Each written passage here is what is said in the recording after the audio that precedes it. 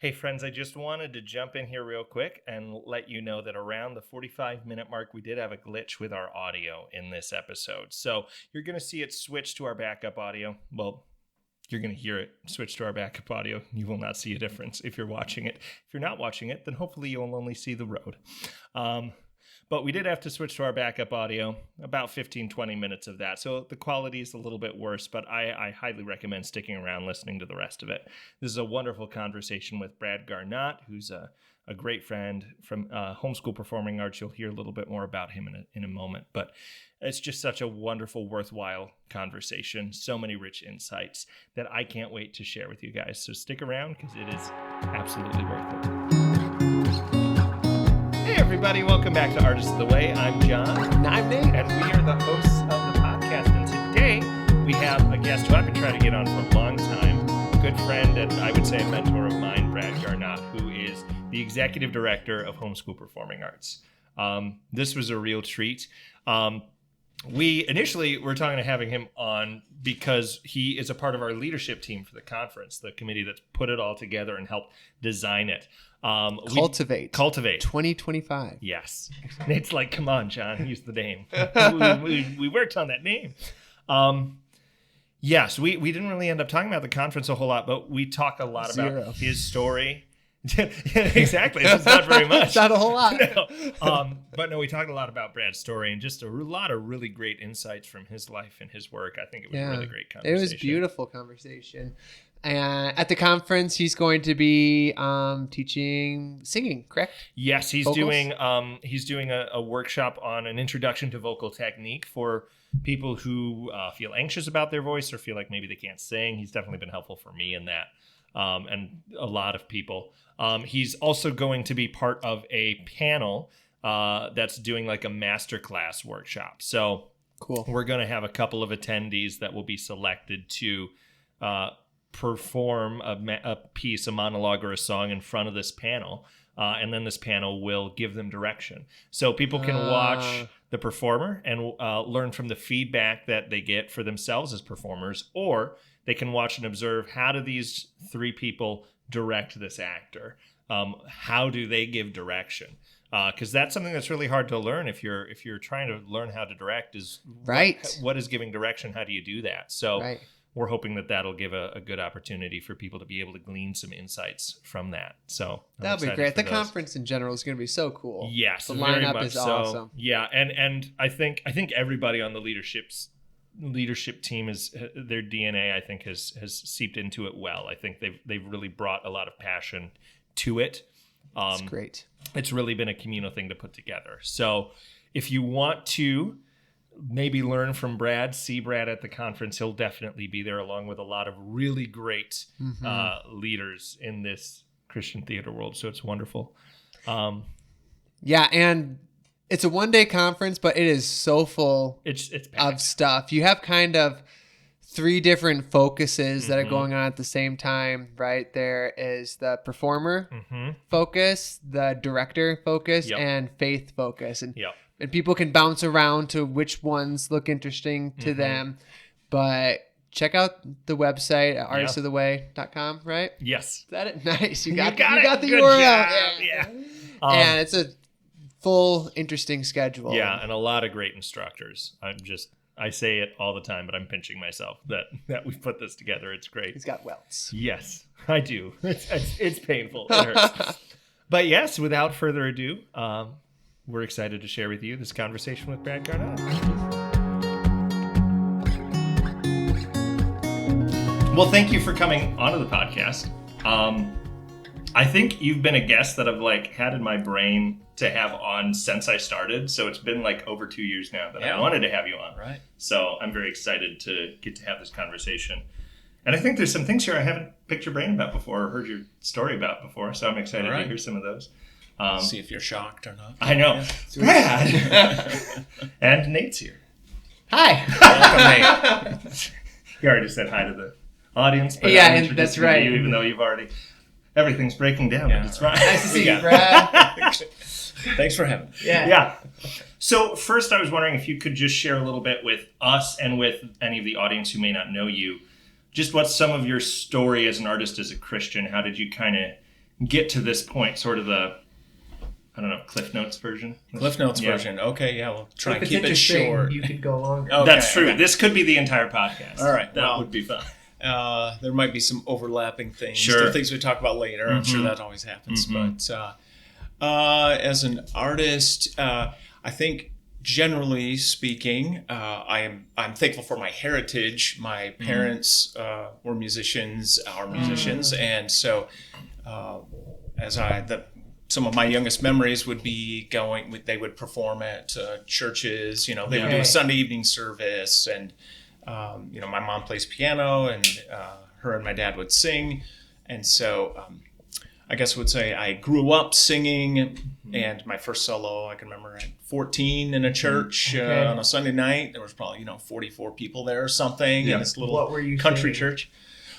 We will glorify the King of Kings. Okay, that's a good thing to say. Yeah, it was good.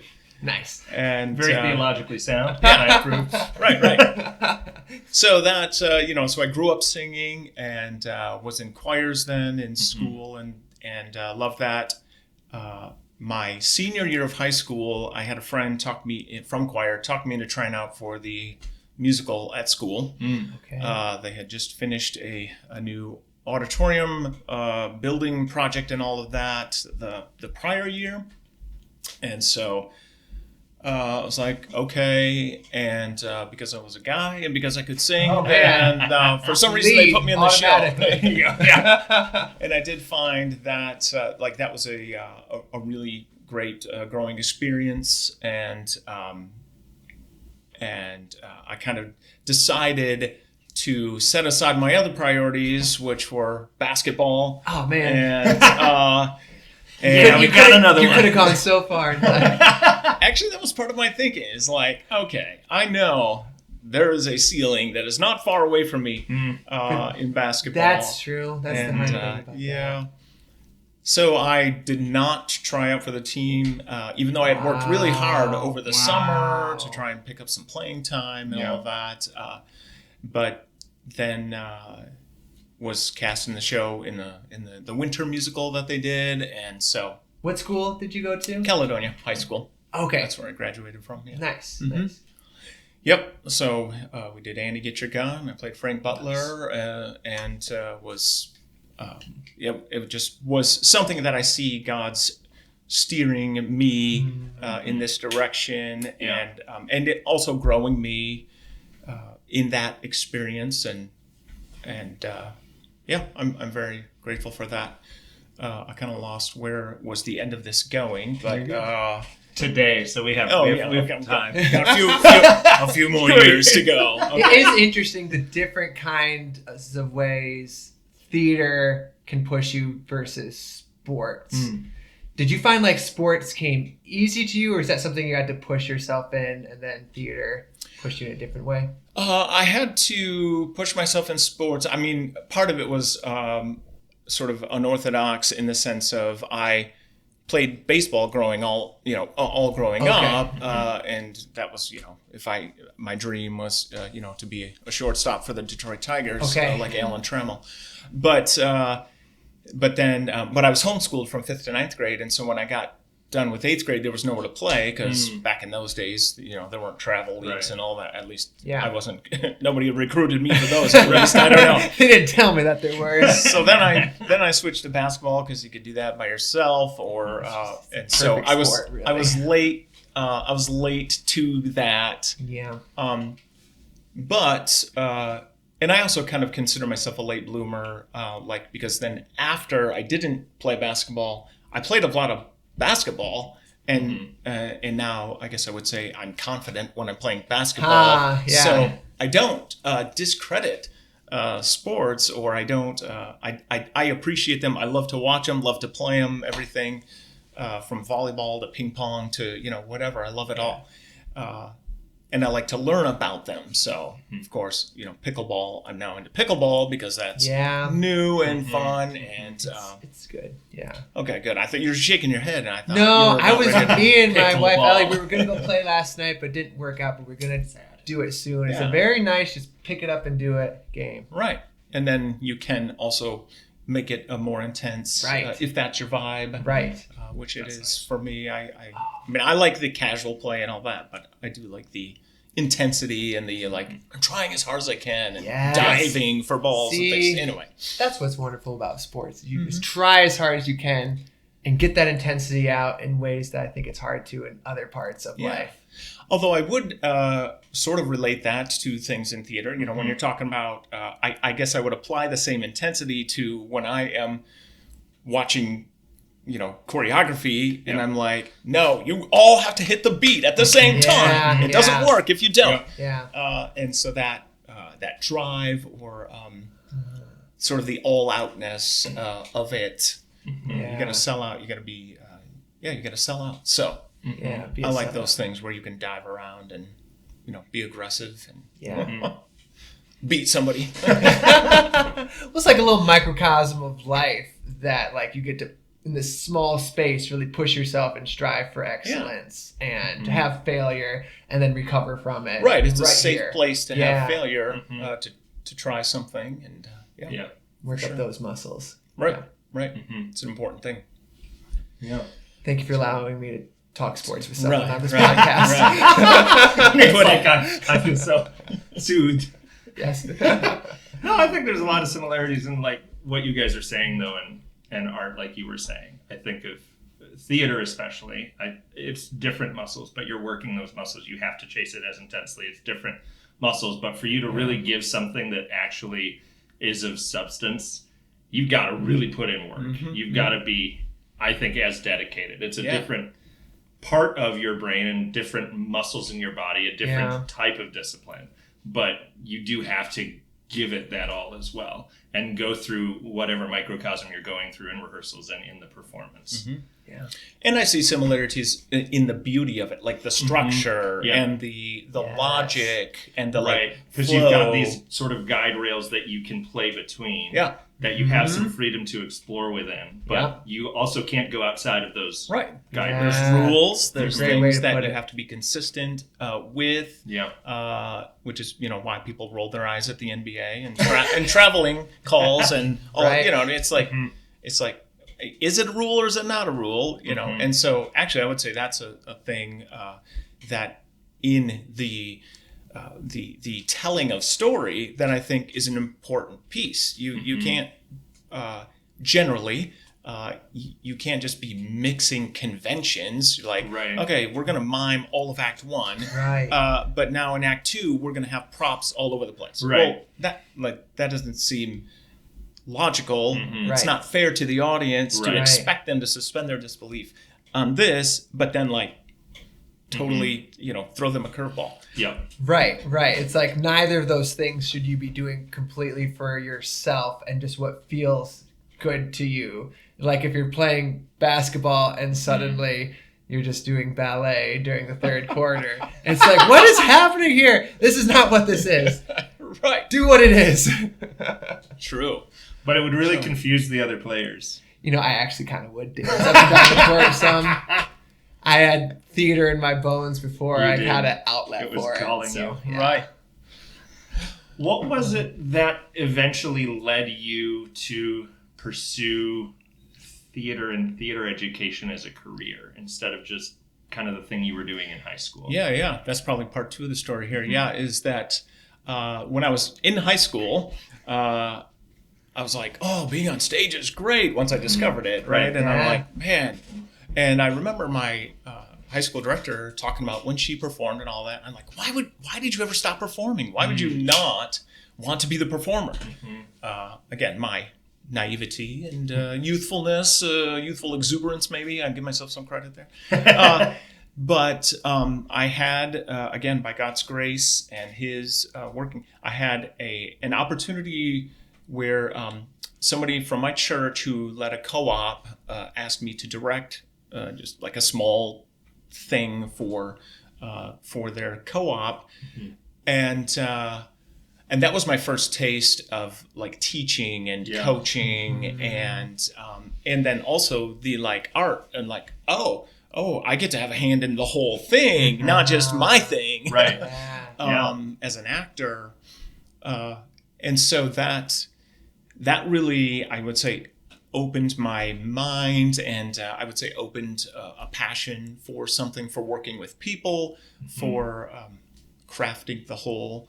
Again, very infantile in its stage, but again, a piece of what God used to steer my life path. Right. Because I look back at that, I don't know why they asked me to do it. I kind of think I was the only one they knew who did any theater. Sure. That's kind of my guess. Although, just to testify to God's sovereignty in working, I did just at a couple of years ago at the funeral of the lady who had asked me to. There was somebody else who said, I remember meeting with her and praying with her for, like, God, who would you have for doing this tiny little production in this tiny co-op thing. And so that was, I mean, I didn't know that. I mean, I guess I could assume they were seeking God's guidance, but I hadn't specifically heard it or talked. I hadn't talked to them, either one of them, in 20 years or something, 25 years. But so thinking of that again, a stone in the brook that steered me a different direction. So those prayers changed your life.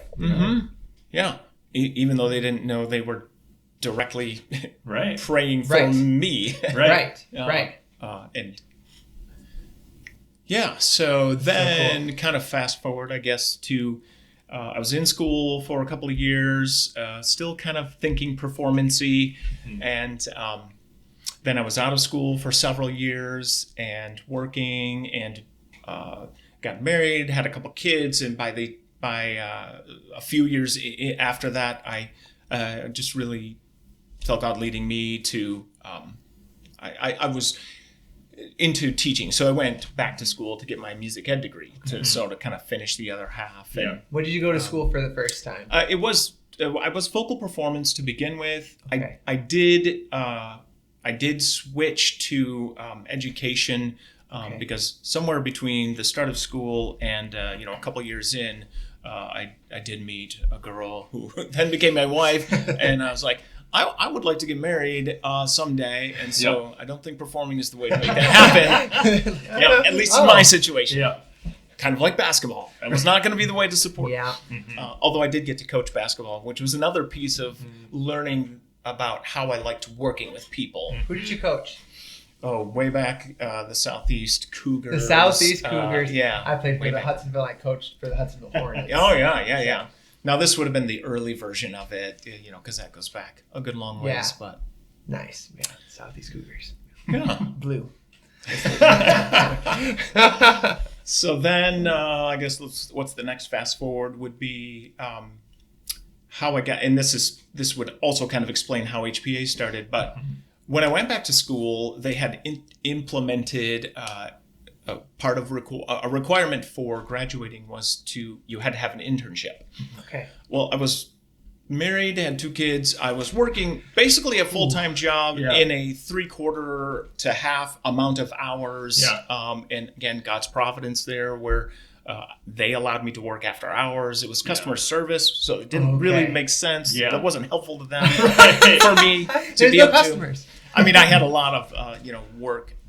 Paperwork and all that sort of thing. But so basically, for my internship, I made up a situation where I would do for a co-op, I did a choir class and I did a drama class, and I would do a junior high school class. For choir, and an elementary choir, and a junior high school drama. Wow. And a junior high school choir. And so I presented this to my supervising professor, and she agreed to be the supervisor for my internship. Wow. That's awesome. So again, as I look back, I got to praise God for even putting her within, I guess, creative mind and open to non-conventional, I guess. Yeah. And so I charged a small tuition and did it and built that. Like that was that. And so I went ahead and did it the next semester. It met a need, and I enjoyed it. And so it kind of grew from there. I added another location, and that was kind of the early life of that. I guess to fast forward, I when I was finishing school and I did my student teaching, was in a really fantastic situation at Jenison Public High School, under some really great men who had great music programs. Nice. And learned a lot from Les Rousey,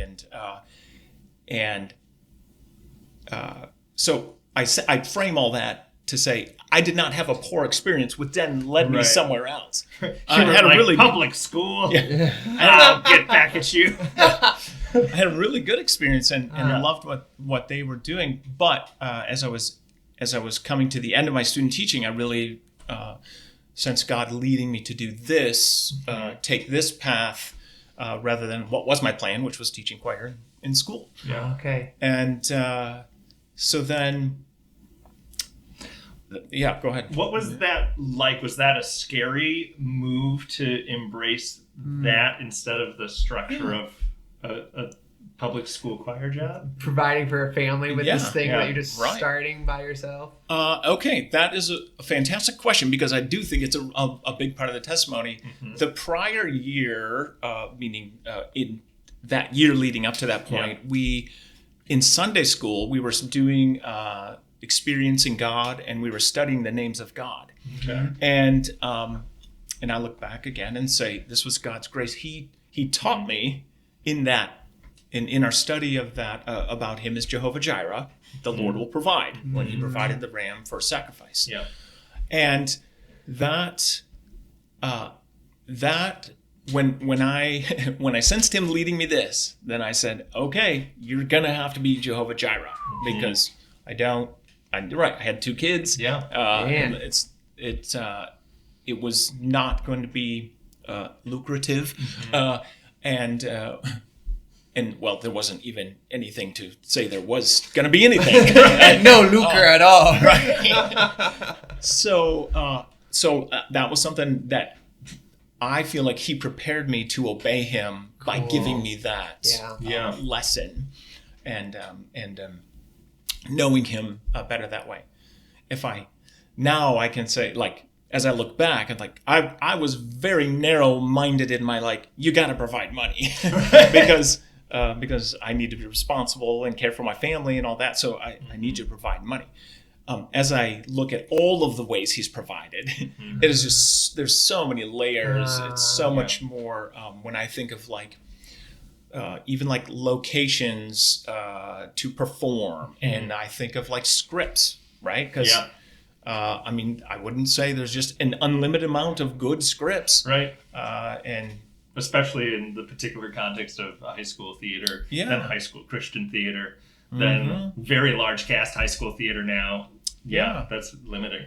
Right. So we're there's things that are very, again, He's not limited by conventional, right? And our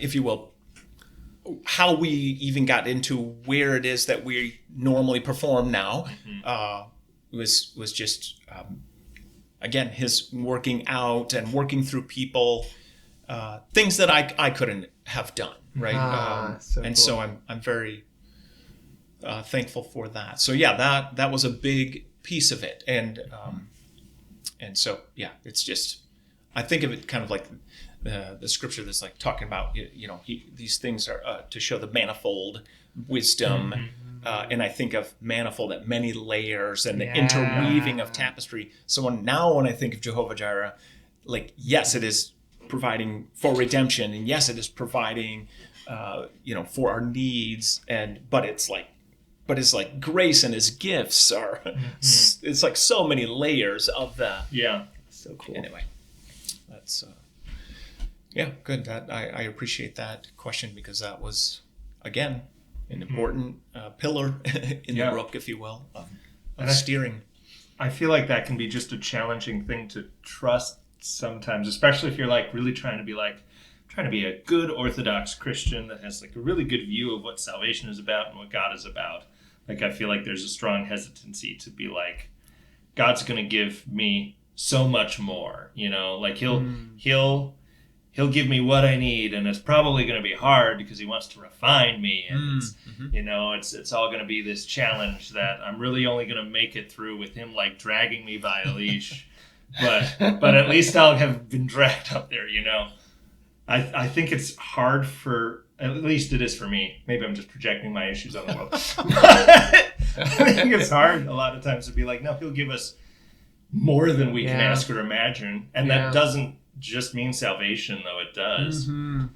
Which can be hard to square with like, well, there's also suffering and lack in the world. Right. But he does say, I want to give you an abundant life. I want to give you more than you can ask or imagine.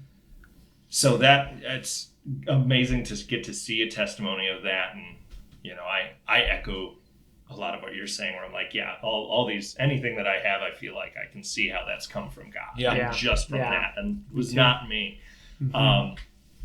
But it is, I feel like even after seeing that, it's still scary. I'm like, okay, but are you going to do it this time? Right. Or am I just assuming you are, and I'm going to go for this crazy thing? Yeah. But it's cool to see that testimony of it. That's great. Yeah. I'm gonna go slow, audience. Just take a breather. Digest that. Digest that. Yeah, Nate, help them digest that while I look. So you gotta chew it first. People don't always remember. That's when I ask them to stall for me because I need to go get a book from the first part of digestion is your teeth. So, is it? Yeah, we could just talk about this now. Well, I mean, you're chewing it, right? So that would be because then you're breaking. Because you're breaking it down, preparing it for the stomach. Have you found your question yet? Who knows what's going to be I got invested in this digestion conversation. Oh, I haven't even asked one of my regular questions that I always ask. The audience is like, where's the question? Either of them. I know. They're like, come on, Jon. I just got into the conversation. It was great.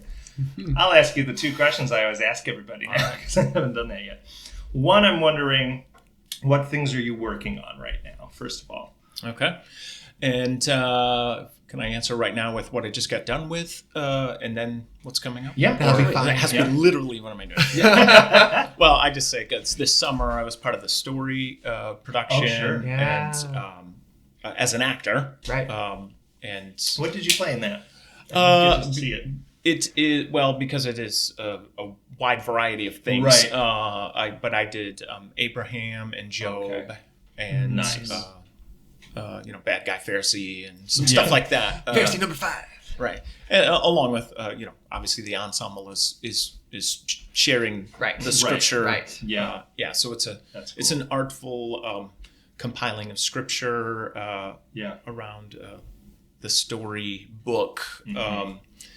That was, I don't know, 10 or 15 years ago or something. Yeah. Was something like 10, I think it was like 2012 or something. Was it? Yeah, okay. Yeah.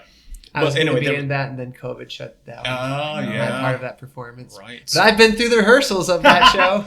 Yes. That was a painful time for sure. Yeah. Indeed. But yeah, that was good to do. Good to, it's always good to do the shake some rust off and get back in there and be like, okay, if I'm yelling this to my students all the time, am I doing it? Am I doing what I would yell at them? So that was good. Anyway, that just was the end of July. So, but now we have just started the process of this season for Homeschool Performing Arts. So we have coming up in Grand Rapids. We have Honk, the musical, which is a really great story and really creative telling. It's not all kiddie, which the title can sometimes lead people to believe. But it's good and deep and good music and fun story. Yeah. I just saw it for the first time when Midway did it. It was really fun. Yeah. Yep. It's I think it's smart and there's lots of good things to dig into for the story. Yeah. And then Kalamazoo, our group in Kalamazoo is doing The Clockmaker's Daughter. What is that about? Because I've never heard of that. It's not the Clockmaker's Daughter. Oh, It okay, is thank about you, the Nate. Clockmaker's. Yes. Okay, cool. We can move on then. Right. The first thing that she learns is how to chew her food. Which is the first part of the digestion. Yes. You're learning. I am. Yeah, well, you want a short synopsis? I like the premise. Yeah, it's, well, okay, let's go premise. Yeah, because it's about a guy. It's set in, sort of medievalish, but there's a clockmaker, and but he loses his daughter, and he is working on creating a replacement daughter. Okay, yeah. Interesting. So it is. Probably ought not do that, I'm guessing. It worked fine for Frankenstein. Right. Yeah, and yeah. So it's a really great. It's new. I don't know if it's been done in Michigan before. Wow. Yeah, I haven't heard of it. Yeah, it's a That's really cool. sweet. The music is fantastic. Awesome. It's a deep. I guess would say you have to contemplate and wrestle with some things, Yeah. and isn't necessarily all rosy. Sure. But really well constructed, Yeah. really smartly written, Like a clock. Yeah. The author is like, I'm going to write this about me. I'm a clockmaker. Because I'm so intricate with my plot. Good job, me. Yeah, it's good though. And then Lansing closes our season in April with Annie, Nice. which is lots of fun. Yeah. As I think back of God's providing scripts, I do remember the first time that I directed Annie being like, I really am not interested in directing, and I don't Little redheaded I don't really girl. love it. But once I did it, I really fell in love with the story. I think, again, there's lots of good, meaty stuff in there to wrestle with. And, if you can just keep your young lady from not screaming everything, then it can actually be pleasant. Wow. So, Yes. Yeah. It's an accomplishment. But Yeah. It can be done. right. So anyway, that is the season. We have an unconventional rehearsal schedule in that we rehearse once a week through starting in the fall, and then we kind of have a 2.5 week blitz at the end where we move into the theater and put it all together, and then open the show and close it, strike, and get out of there. And so it's anyway. So that is what I'm doing, but that is over the whole year. Right. Cool. And I guess one other thing I'll just throw out is we, as a staff, are going to be doing When Calls the Heart, Yes, I saw Really? that. which this is going to tie some circles, and I'll share this at least with our audience or whatever along the way. But the one of my professors at Cornerstone is two professors at Cornerstone wrote it. So one wrote the music and one wrote the book for it. But the lady, Dr. Galloway, who wrote the music for it, was the one who was my supervising professor, who approved and oversaw my internship. Again, so one of these full circle moments. So that's super exciting to me. And I was also in the premiere when it premiered at Cornerstone. I thought so, because Master Arts did that several years ago, and my little brother was in it. And I think they showed who was in the original cast. I think I saw. Yeah, there's a picture in the front of the script and all. You're right. Nice. That's fun. So it's that this is our 25th season of main stage productions. So that is part of a celebration. I mean, you could call it a celebrating, a thanks, kind of a customer appreciation, if you will. Yeah, cool. Some of it is like hopefully a gift to our students, that they can see us again it'll be after this season, it's in the summer. Okay. And so, Where are you going to do that one? that is in the works still, but probably around Grand Rapids is where we'll actually perform. Cool. Which is the most center, if you will, of of all of our families and stuff. So right. Cool. Neat. So the other question, I feel like I'm like, how long in are we? We're a ways in. We're like half an hour in. This is probably the longest I've gone without asking the second question. The second question. I'm just flabbergasted at myself. But what are ways for you, either as an artist creating or as somebody taking in art, that you feel like God is using art in your life right now? I think having just done the story, there was lots of consumption and memorization of scripture and considering those. So that was an artful, again, presentation or construction that, hopefully, some of that is gets in here. Yeah. And I mean, that's what we hope for the audience too. But even thinking of... Doesn't return void. Yeah.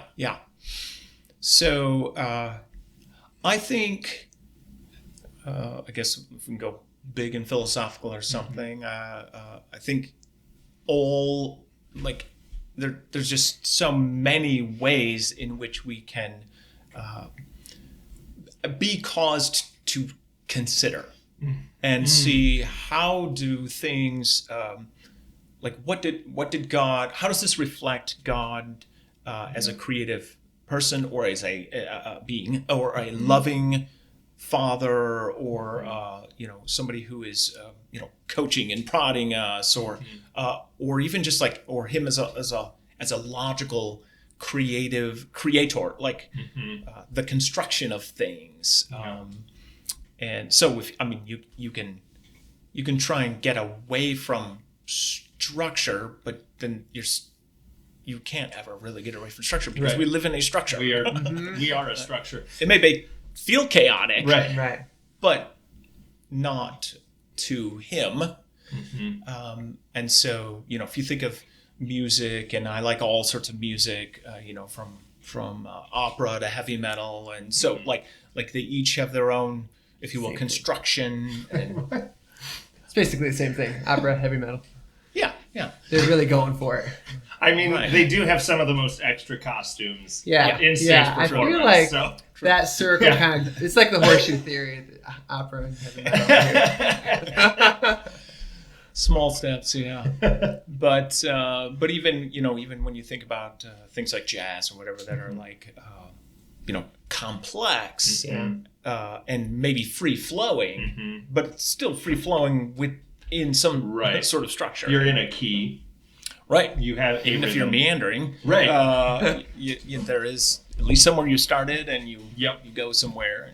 And, so I just think there are opportunities to see things about the goodness of God, or just about His beauty. I think there's things that can compel us to think and consider things. So if you think of an Interstellar, and you can appreciate so many layers, right? You can think the music is so rich and meaningful to the telling of the story, and just also really beautiful by itself. Right. You know what I mean? So it can stand alone, but it's not there to stand alone. It's there to serve the storytelling. But if you think of again, just if you think of how things get saved, if you will, or if you think about even contemplating a God who is not stuck in time like we are. Now you're they might put words on it in the film or in the character or in the story, but that causes you to think about a God who is an author, and he is not confined to time, and so it isn't.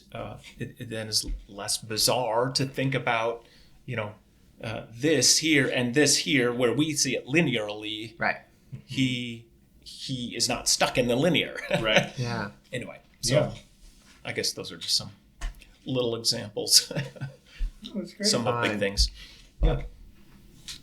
It kind of looked like you had a thought, so I was waiting for you to say something. No, I was ready for you to. Cool. Get the next question. Yeah, man. Well, I'm curious about several things, and they're all right here. I just...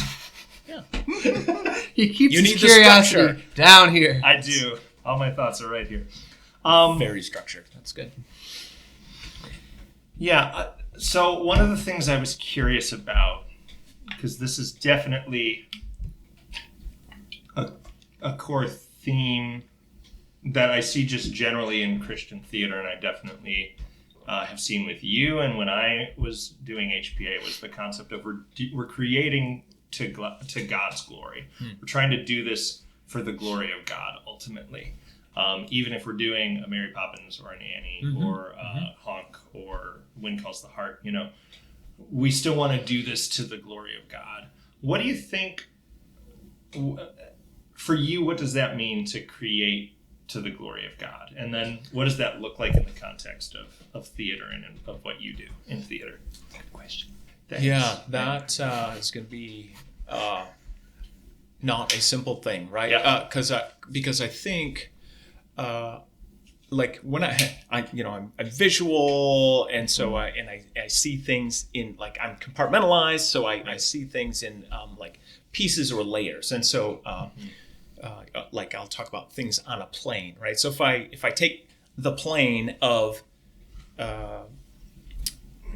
doing it as unto the Lord, doing it to the glory of God, like, so if I go content, okay, well, I think there is some content that, and it doesn't have to be evangelistic, it doesn't have to be the story, which is scripture, like it can be something that's a tragedy or whatever, like, but I do think the content has to be considered.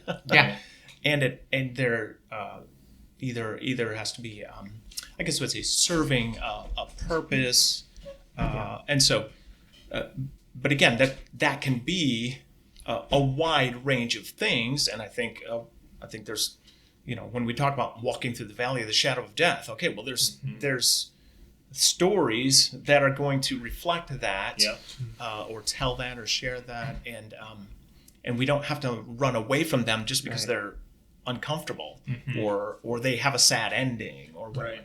So, but I do think there are also content that you would say, okay, this is anti anything that God has built, right? And so it's not. It's kind of hard to say that I'm going to do that content as unto the Lord or to God's glory. I realize there's Christian liberty there for people to, because there's people who, I'm sure there's people who would look at what we do and say, how can you be doing that? You're saying Annie. It's unto the Lord. Right. Come on, why would you do that? Annie. Right. This pagan crap. And redheads, they're witches, man. That's your main character. What are you doing? So that's on that layer. I mean, so that's one point, right? On a plane. But I think there's a big pool on that plane. Yeah. It's not unlimited, but it's there's lots of range of things. So then if you go to like, how do we do the craft, right? Again, like I was saying before, you can't like be disrespectful to the audience and say, okay, we're not going to use any props. We're just going to mime them all. And now all of a sudden we're going to throw in a whole bunch of props. Like how we do it, and if you will, learning the craft and executing the craft and being committed to it. And again, we're not going to reach perfection, but doing it with the goal of doing it to the best of our ability by God's grace and what He's given us and the opportunity that He's given us.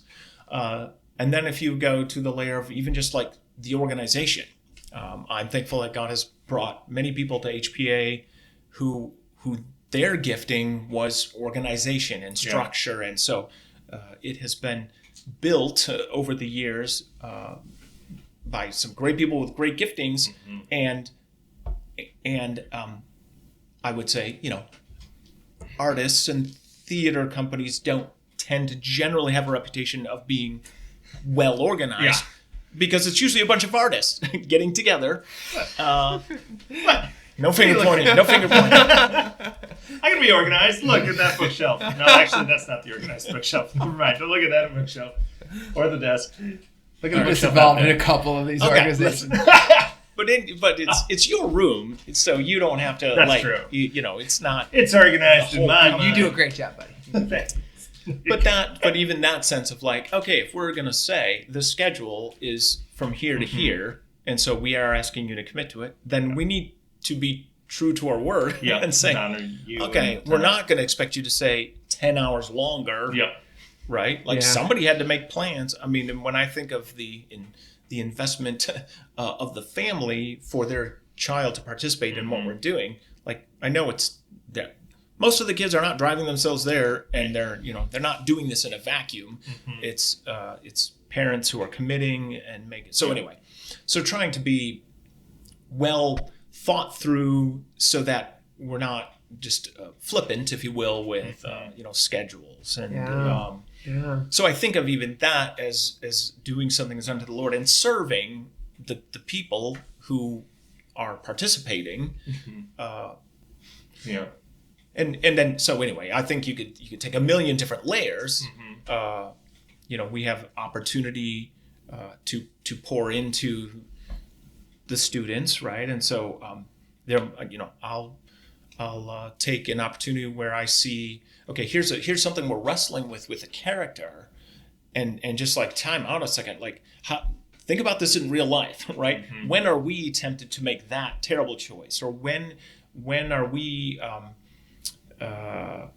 anyway, without being judgmental to the story or the character, we can still evaluate it and consider it and think about, okay, Lord, what do I need to do, either so I don't put myself in that situation, or so that I can make a choice that honors you. And so there's lots of anecdotal opportunities of being able to talk through that and pull it back into real life, because I guess I would say there's when are they going to get that opportunity to hear that, to cause them to consider what's the choices you're making that might relate to this.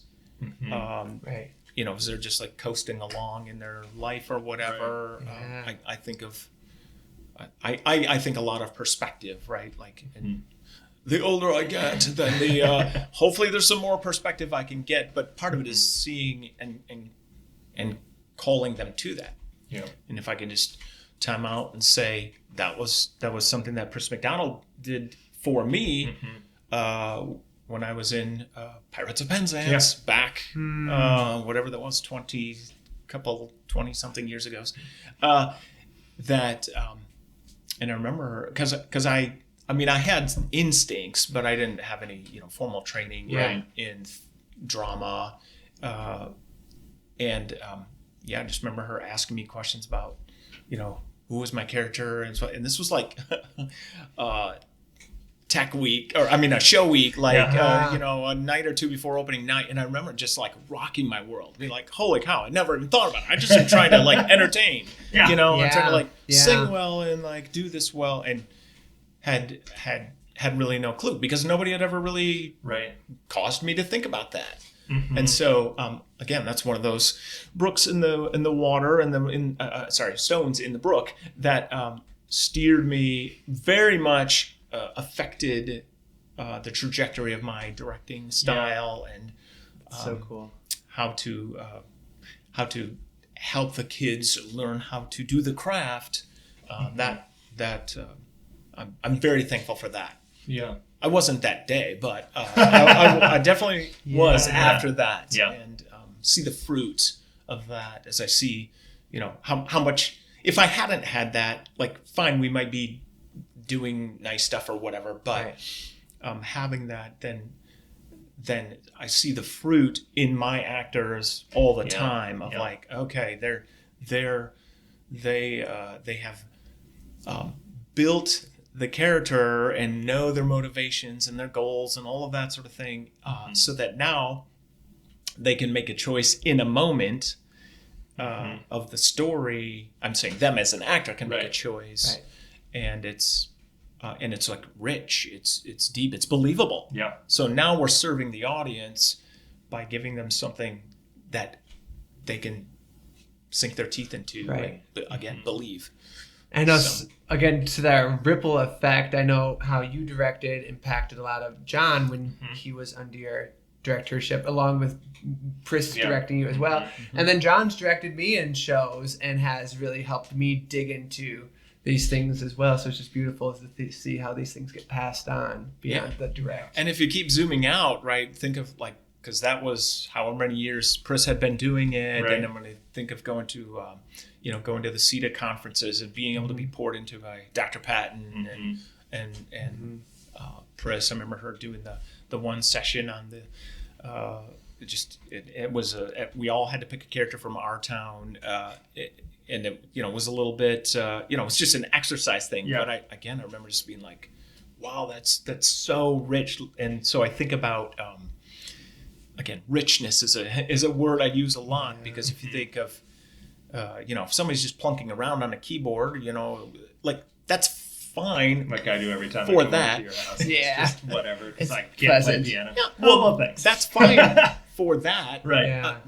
But it doesn't, and I wouldn't say don't start somewhere, Right. don't not start because you can't be, but then to think about the richness of, like a full orchestral score or something, again, going back to, just the richness of that. Anyway. No, I can really relate to that, and this has actually helped me think about some of what we were talking about earlier, because I played basketball in high school, and that was more difficult for me than when I started doing theater after college, because I was like, oh, this is just having fun on stage. And whereas basketball, I've really had to mentally and physically push myself. And I think I probably did a lot of shows where I'm just like mainly just having fun on stage, and it's not really... I think it's been more recent shows of some of the shows that John's directed me in. That's like, oh wait, that was difficult, and I was being pushed. That maybe I just wasn't doing it right before. Yeah, and I think of God's, patience with us, right? And so, like the opportunity to grow. Again, if that's, I was there too, right? If that's where we were, then that's not a waste in the path, Right. But hopefully, God, as He promises, to not just leave us where we are, but to like conform us to the image of Christ. Hopefully, there's somebody along the way, like Briss did for us, that is helping us not stay where we're at. And I guess I would say not everybody wants to not stay where they're at, Right. but.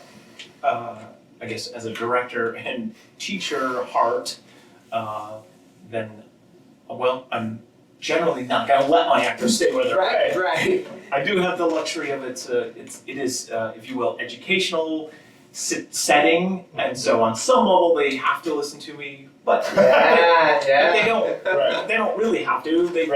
But they do. I get, So anyway, I'm just saying, I'm gonna push them, I'm going to drive them, I'm going to encourage them. And then some of that comes in the mix of having relationship, with them, so that, it's not just me barking at them all the time, right? I would assume your relationship with John allowed It's horrible. him It's to so yell at abusive. you. Yeah. So it's the norm that I yell at him. And you It's fine. take it and see that Oh, because yeah. he cares for you, Oh, to not totally. leave you there. With such kindness, pushing along, and it's such a picture of love when someone does that for you.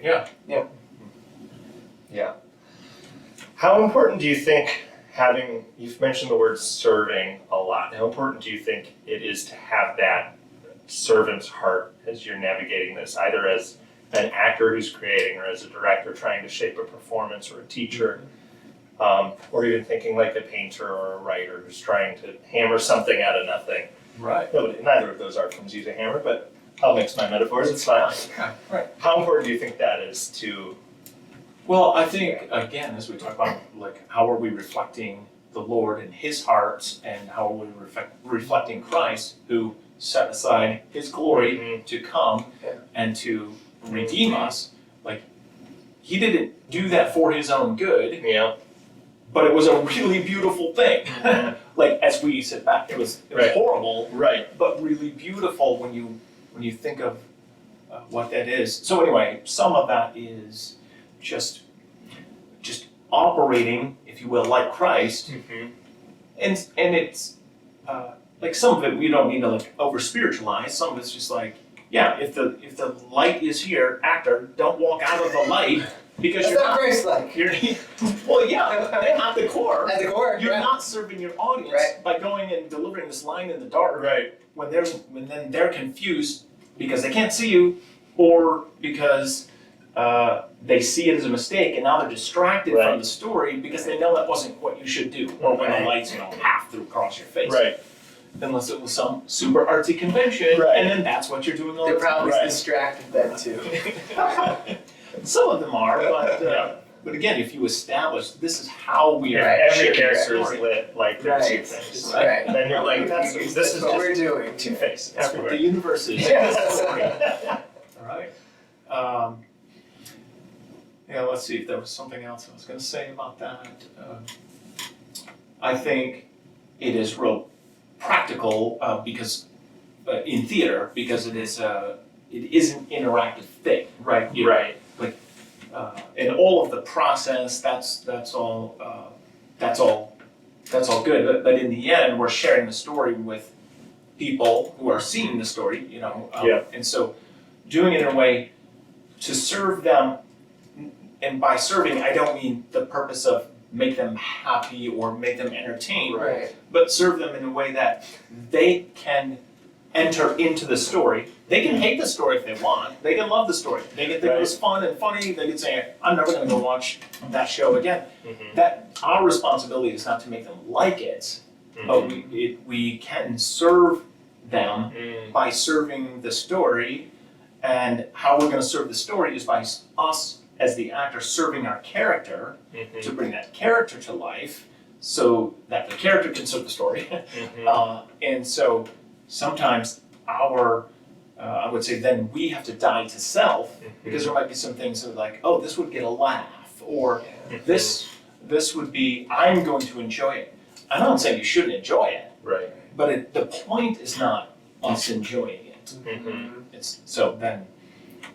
And I would say, and this would reflect to your question of like, how do we glorify God? Because even as you think about the whole thing, like how the audience enters the building and how they get to their seat, is a part of serving them, not just because we want them to be happy customers, which we do, but if they have a bad experience getting to their seat, it's going to be really hard for them to enter into the story we're trying to share with them. So. Great. It's the intertwining of all of those things. I guess some of the, if you think of sort of outside of theater, it might be different things. Like if somebody has a God has put on their heart to write a book or create a story in a book, or even just share something, or to paint something or whatever. Like some of it is, and this is where we can often dissect too much. Like are we doing this for our self gratification, or are we doing this for others? I think we can enjoy things without having it to be only self-serving, and it doesn't have to be. Only about other people, and I can't enjoy it, or that's where it's like I think of it as like it's a win-win. If you serve with it, and so I'm not a painter, so I can't exactly say what an artist's heart there would be to say I want to serve with this. I'm sure there are lots of people who have they get a vision for here's this series of works that are going to help point to some truth. I'm sure there are. It's gotta be. I don't. It's gotta be. No, all painters have been heathens. No, I think that's beautiful. One of the things that came to mind when you were talking about that and thinking about the context of writing is the term "kill your darlings," where a lot of times when you're in the editing phase of writing, that scene or that interaction or that great paragraph that you're like is so artful that you love so much is most likely the thing that's dragging down your writing, and that is causing a problem. And so, it's the number one piece of advice I hear in editing is just kill your darlings. The part of your book that you love the most, maybe it's connecting with people, but a lot of times it may not be, and you need to be willing to cut the piece that you personally love for the good of the whole, which took me a really long time to get around to. I don't think it was until I was working on, it was at some point when I was doing short films and editing, And there was something I was like working so hard to try and get right because I just loved this scene. And there's just this beautiful, tangible visual because you can see the timeline there and you can see the preview there. And I was like, what if I just delete this whole sequence? So I just clicked on it, deleted it, compressed it, and then just watched the cut. And I was like, yeah, that's it. It's great without all this 8 hours of work that I just put into this. If I just get rid of that. Wow. So dying to self there and say, like, even though I think this thing is beautiful, it doesn't serve the story or doesn't serve the audience taking in the story. Yeah, I can see the reflection of that, a parallel of that, when you think of actors, if we as actors are like, oh, this is going to be a great moment, boom, or whatever, and then again, kind of turn the focus on ourselves. Yeah. And it can be, again, probably more often unknown, unrealized, that they're like always putting a pause dramatically right here, and it's like, pauses are not terrible or sinful or anything like that. Right. They might be very useful. Yeah. But you're serving yourself with that one. Yeah. I mean, I might not exactly use those words. Or again, I'm not trying to over spiritualize that. It might just be a tendency that they have, but they're comfortable with it, or it's right. So I'm all the time saying, like, if you're watching this, you can see I'm moving all the time, right? Well, if I'm playing a character who doesn't move, well, I've got to die to self. Because, and I appreciate that you guys didn't ask me to do that. I'll just keep flailing. No, it's a casual environment. Brad, be a statue. Think of Shay as a gargoyle. Do that. We're getting close to an hour, so I guess I should wrap it up here. But this has been wonderful. I could keep going. I'd love to have you on again sometime. But I'm curious, one of the questions I always ask at the end is for resources, because, especially when I was like thinking about film, just finding different resources and books and things were so helpful to me. And so I want to build that and have that available for others. So what are some resources for you, either as a Christian in your walk or as an artist, that have been particularly helpful that you would recommend? Yeah, there's a couple, as I think about that, there's a couple things. One, I remember Addicted to Mediocrity by Frankie Schaeffer. That's a great name. Yeah. It's in kind of sort of addressing the, if you will, dumbing down of Christian art. Yeah. So that was, I would encourage people to read that, let that be inspiring to, high bar. And again, we need to be stewards of what God has given us. Like if I am, if He has not given me the opportunity or whatever to go, perform on Broadway, well, fine. I still need to be a good steward of what He has given me to do. And so, anyway, I think of that, and that would also go back to your painting and people who hammer sculptures. And Paintings, they hammer paintings. Yeah. This camera's. I think of things on the whole. I think of having the freedom to, again, like I said, by God's grace, He allowed me to be able to trust Him to take this step. So I think of that as freedom. Like I was not bound by the truth of I needed to provide for my family. I mean, it wasn't like throwing it away, but I was trusting Him, so I had freedom. And so I think a lot about the freedom to take to take risks, to shoot high. Again, like you talked about, it's a safe place to fail, at least in the rehearsal process. And so I'm often trying to help my students learn how to be free, free to not serve themselves. Even free to not protect themselves, and I don't mean that as as an absolute statement, and go put yourself in risky situations, but the sense of like, I can make a choice right now, and it can totally bomb, and I say awesome. That's part of discovering. I think as much of discovering what it is discovering what it isn't. Okay, now you know one thing it's not.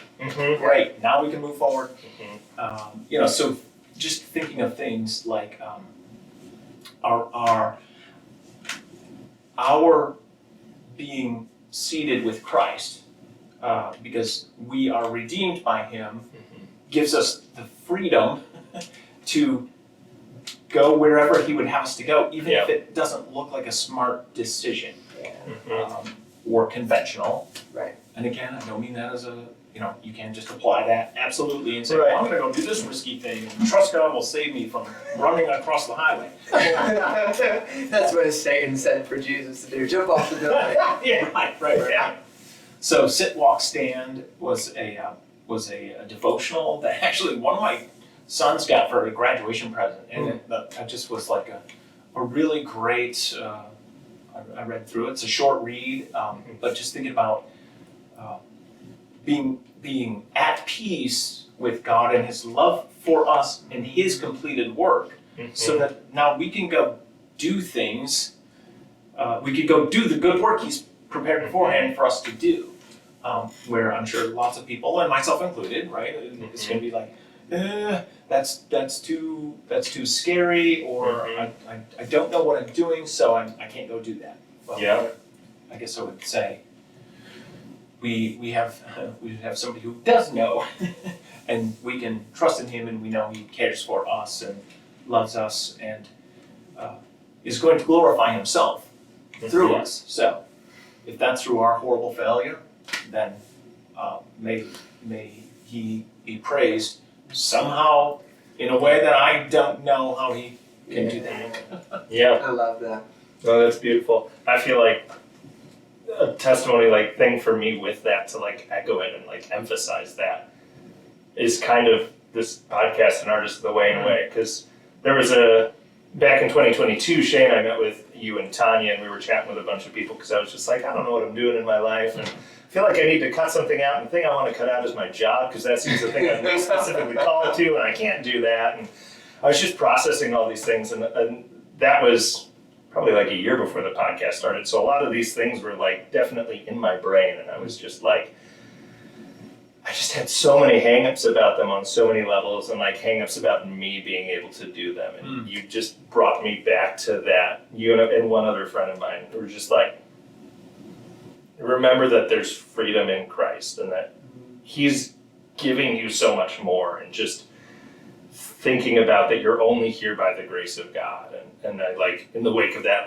went really studied through Romans 7 through 9, and that whole oh, I'm really awful. Oh, but Christ has really redeemed me. And just the insane freedom that we don't live according to the flesh anymore. We don't have to hold on to that burden, but we live by the Spirit. We live to the Spirit now. We've been resurrected. We've been baptized. We died and came back and with Christ. And now we are, like you said, seated with Him. Just the insane freedom to say, oh, cool, then God's really got everything.